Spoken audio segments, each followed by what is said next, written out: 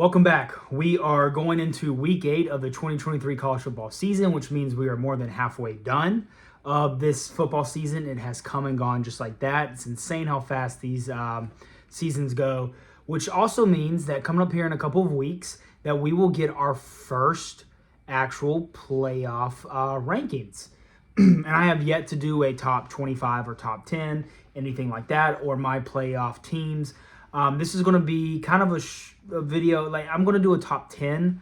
I'm not going to do a top 25. I think at this point, with a 14 playoff, I think after you start getting past the 10th, 11th, 12th team, especially into the 15s, late teens, it doesn't really matter for a 14 playoff.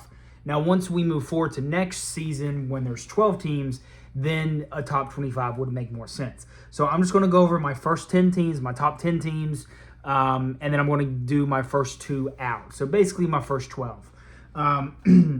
There are 7 teams right now. Well, there's actually 8. 7 teams that are still undefeated that have a case to be in the top 4. Through 8 weeks, you can make a legitimate case for 7 undefeated teams to be in the top 4. It's a tough one. It is a very tough one ranking these this playoff. If you had to rank it today, I'm going to come right out and say it. I think Georgia, Michigan. I have Georgia number 1, Michigan number 2. Obviously, I'm a Georgia fan. You can call me biased. You can call me a homer. You can call me whatever. The point is that they are the back-to-back defending champions. They will stay number 1 until they find a way to lose. Once they lose, knock them out. But until they find a way to lose, Georgia should be number 1. If they go the rest of the season and win every single game by 1 point, they will still be the back-to-back-to-back three-peat national champions. I know they haven't looked the greatest. There's been multiple weeks, 6 out of the 7 games that they play, they haven't looked like the number 1 team in the country. Few of those games earlier in the season, they kind of got off to a slow start on offense, but quickly kicked in. They won by 40-plus points in most of their first two games, or by like 35 points. But the same way that you can talk about Georgia, you can say with any other team in this top 10. There's not been a single team this year that has looked dominant in every aspect of the game that truly deserves the number 1. So I think the number 1 spot has to go to Georgia until they find a way to lose, if they find a way to lose. Number 2, I got Michigan. I think they look solid as a team as well. They still have a lot of ball left to play. They still have to play Penn State. They still have to play Ohio State. Now, my concern with them is that they haven't really played much of anyone throughout the season. We all made jokes about Georgia's strength of schedule going into the year. Michigan is even worse. Michigan's season is a joke. It's worse than Georgia's. They haven't played anyone of note up till now. Through 7 games, they haven't. Their offense kind of stalls out. They look slow. Now, that will be corrected. They will have some tough games going into the stretch. But as of right now, like I said, so I got Georgia 1, Michigan 2. Now, here's where things get really difficult to rank. There are 5 teams. So I will go out and say that the only undefeated team is still UNC. I don't have them on top 4. I don't have them in my top 10. I have them number 11. So that leaves 5 other teams that are still undefeated that you could make a genuine case. Up to this point in the season, you can make a case for why they deserve to be in the top 4. And your guess is as good as mine. I mean, you can make a case for any one of these teams. The way that I did it is I kind of took everything that I've seen in the past of the season to begin with. And I said, okay, if I were to take these 2 teams and put them on a neutral side, who would I have beating the other? That's kind of the route I went. And now all this will change come this Saturday. You've got Penn State playing Ohio State. You've got, I mean, it's going to shift. It's going to change. So these teams will dwindle down. But right now, through 8 weeks, or through 7 weeks, going into week 8, I've got Penn State at number 3 and Florida State, FSU, at number 4. Penn State's offense looks deadly. The most points that they have given up this season on defense is 15 points a game. That is crazy good. If the most points you've given up all season long in a single game, no matter who you're playing, I don't care who you're playing. If the most points you're giving up is 15, that is a damn good defense. And that was against West Virginia. I know they haven't played much of anyone compared to a lot of other ones, but they look solid. And also, we'll find out this weekend. If Penn State, I'm taking Penn State. You can check my preview prediction. I'm taking Penn State to beat Ohio State. If they beat Ohio State, they deserve to be in the top 4. I think they deserve to be in the top 4 the way that they play now. They, to me, have put together more complete games than a lot of the other teams that are still undefeated. Florida State, I've got rounding out my top 4. They have 2 really good wins against LSU and Clemson. They dominated in the first game against LSU. That was like a 48-23 victory, something along those lines, 40-27 type win. They dominated in that game. I know it was a very close loss to a Clemson team in overtime, who Clemson isn't as good, but Clemson is still a 10-9 win type team. That is a very good win to go on the road and get that win. And the point is, FSU found a way to win. You can say that Clemson found a way to lose. FSU found a way to win. They went into Death Valley, both Death Valleys, and they went into one. That LSU game was a neutral site. But they went into Death Valley. They found a way to win. They are finding ways to win. They looked really good their last 2 weeks. I know they had that kind of ugly game against Boston College, and Boston College is probably one of the worst teams in the ACC. They won that game by 30. But they, to me, have 2 of the stronger wins on their schedule. And like I said, they still have a lot left ball to play. My first team out, I have Washington. They have the best quarterback in college football right now, Michael Penix Jr. I mean, he is putting up video game numbers. It is insane. That offense is scoring an insane amount of points each and every week. They had that huge win against Oregon, but they also gave up 32 points to California and 24 points to Arizona. That's kind of why I'm keeping them out of my top 4. I know that win against Oregon is good, but as much as I give credit to Washington beating Oregon, Oregon also lost that game themselves. So that's why I have Washington at number 5. At number 6, I got Oklahoma. They look dynamite on offense.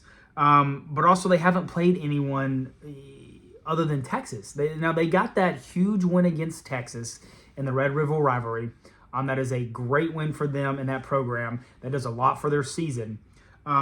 But so far, they've only played, besides Texas, they've only played Arkansas State, SMU, Tulsa, Cincinnati, and Iowa State.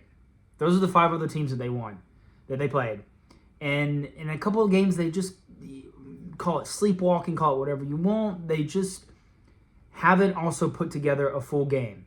And now they got that win at Texas. And the reason why I'm keeping them out, even though I think Texas is a really good win, the reason why I'm keeping them out of my top 4 is because if you were to put Texas and Oklahoma on a neutral field, I would take Texas. I would. Even though Texas got beat, I would still take Texas. I think they are the more complete team. I think Oklahoma found a way to win that game, give all the credit to them.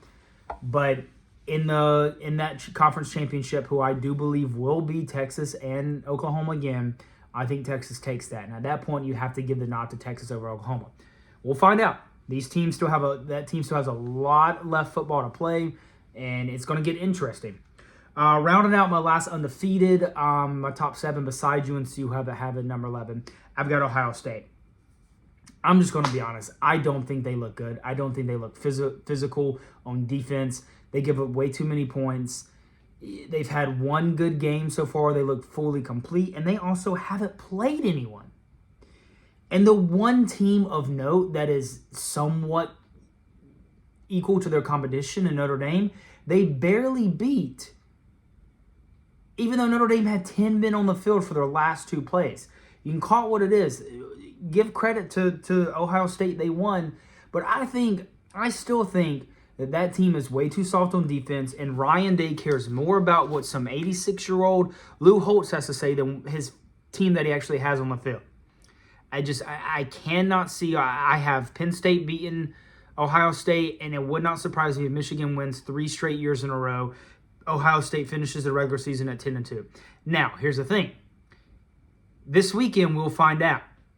what Penn State is made of and what Ohio State is made of. If Ohio State finds a way to win that game, I think they deserve to be in the top 4. And I would take Penn State and I would drop them out. But right now, going into this game, I've got Penn State over Ohio State. Even that Ohio State is favored, I just don't see it. I don't see it. I think Ohio State loses. That's why I have Ohio State at number 7. That's rounding out the undefeated teams. Now, these next teams, they all have one loss. And I've just kind of rated them who I think would win. I've got number 8, Texas. They have a good win against Alabama, who's also has one loss. And I would still take them over Oklahoma. Like I said earlier in the video, if you put Oklahoma and Texas on a neutral site field again, I think Texas gets the win the second go around. I think that's what's going to happen. I think you're going to see in that conference. I think you're going to see Oklahoma versus Texas for that conference championship. I think Texas takes it.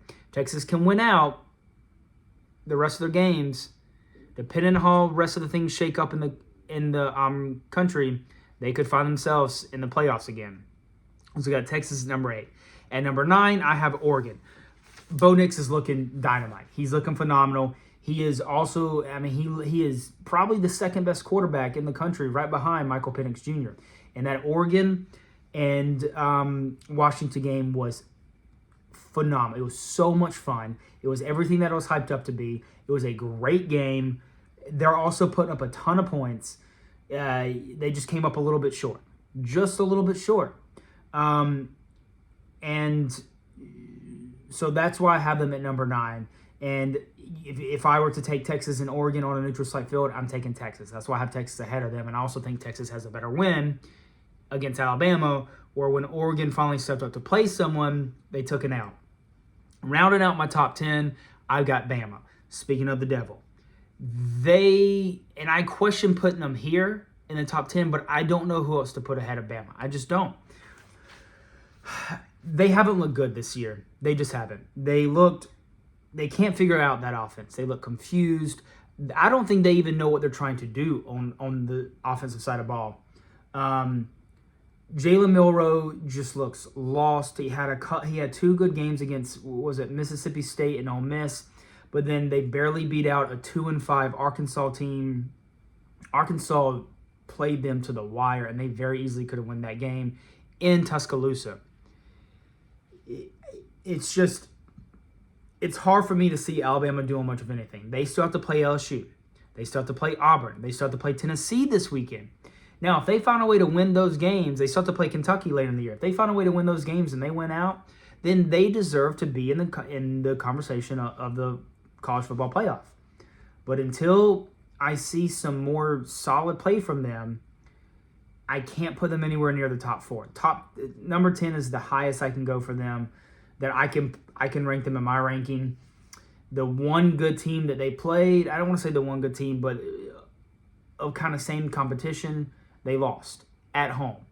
And like I said, they barely squeaked out a win against Arkansas. Arkansas is 2-5. They're a reeling team, and they found a way to keep it close. I mean, they won by 4. And they just haven't looked good on offense. And I just recently found out, not recently, today, well, I guess recently, that offensive line has given up way too many sacks. I mean, they are one of the most sacked teams in the country. And when your quarterback is supposed to be some kind of like athletic phenom on his legs and he can't even run because he's always getting sacked, that's a problem, especially considering he looks lost in that offense. So that's finishing out my top 10. I've already said earlier in the video that I have UNC at number 11. They're still undefeated. They have a good win against Miami. If Bama loses to Tennessee this weekend, I'm moving North Carolina. I'm moving UNC into my top 10. But they also still have a lot of games to play. They still have to play Clemson, Duke, so there's plenty of time left in the season for them to prove themselves. If they win out and they go to the ACC championship, they're right there in the talk for the college football playoff. I don't think that's the case. I think they catch a couple L's, but we'll see. They still have everything in front of them. And rounding out my number 12, so for my 2 teams out, I'm trying to decide. I've got Ole Miss and Tennessee. Now, it's really hard because I'm looking at a bunch of the other teams that are kind of up there. I got to go with Ole Miss and Tennessee in a tie for number 12, just because I don't know who else to put there. There's not many other people. Now, you can make a claim for Duke. Duke has looked solid, so maybe that's a third place tie for number 12. But you can put whoever you want. I mean, all these teams, no one has looked that good this year. That's the problem. This has been one of the most confusing years of college football, in my opinion, especially to rank these teams. And I think this is one of the hardest week to rank these teams because there's still so much ball left to play, and there's still so many unanswered questions about these teams. So I've got Ole Miss. They're sitting at, I believe, 6-1, 5-1 or 6-1, with their only loss coming to Alabama. They didn't play a good game against Alabama. Tennessee had a horrible loss to a not-so-good Gators team. They're a little bit better than what I expected, but Florida Gators aren't it this year. And Duke also sitting there with the one loss. So it's a very challenging, and I think you can you could put them anywhere you want. I've basically got them all ranked. If I had to choose, I'd probably put Ole Miss, then Tennessee, and then Duke, just in that order. Based off who I think would win. But also, I mean, if Tennessee beats Bama this weekend, which could happen, I'm taking Bama to win that game. But if they beat Bama in Tuscaloosa, Tennessee deserves a rightful spot in the top 10. And that's going to make that Georgia-Tennessee game later in the season very interesting. So that's it. I just want to get on here and kind of talk about my top 10, well, basically top 12. Through 7 weeks, going into week 8 of the season. So just to round it out again, I got Georgia number 1, Michigan at number 2, Penn State at number 3, FSU at number 4, Washington at 5, Oklahoma at 6, Ohio State at 7, Texas at 8, Oregon at 9, Bama at rounding out my top 10. My first team out, I got UNC, and then right there for that 12th spot, I basically got a 3-way tie between Ole Miss, Tennessee, and Duke. So let me know your thoughts, opinions down in the comments. I'm excited to see what this weekend brings. This will be changed up in a couple of days anyway, so we'll have to make another video. But other than that, over and out.